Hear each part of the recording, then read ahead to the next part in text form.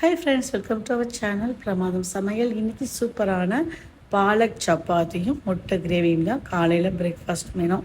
அதுக்கு நல்ல கோதுமை மாவில் கொஞ்சம் சீரகமத்தை தூவி இந்த பாலக்கீரையை நான் கோர்ஸாக தான் அரைச்சிருக்கேன். ரொம்ப நைஸாக அரைச்சோம்னா அது சப்பாத்தியோட மாவோட கலந்து கொஞ்சம் சப்பாத்தி கொஞ்சம் திக்காக இருக்கிற மாதிரி எனக்கு ஃபீல் ஆகாதனால கொஞ்சம் குறப்பாகவே நான் அரைச்சிக்கிட்டேன்.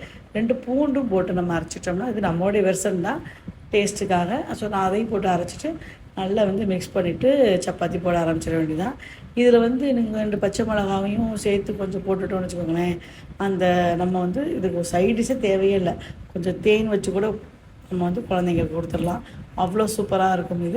இந்த மாதிரி நல்லா திரட்டிட்டு நம்ம வழக்கம் போல் சுற்றி எடுத்துட வேண்டியதான்.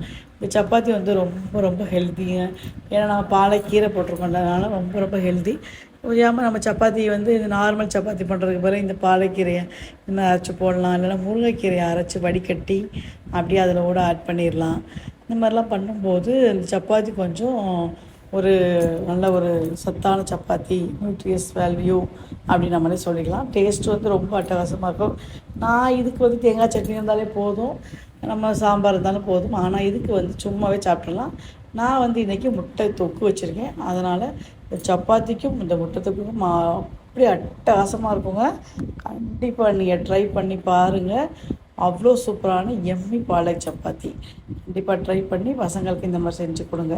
நம்ம சேனல் பிடிச்சிருந்துச்சின்னா சப்ஸ்கிரைப் பண்ணுங்கள், கமெண்ட் பண்ணுங்கள், கூடவே அந்த லைக்கு கொஞ்சம் தட்டி விடுங்க. இந்த பெல் பட்டனை கிளிக் பண்ணுங்கள். சப்போர்ட் அவர் சேனல் அப்படின்னு சொல்லிக்கிறேன்.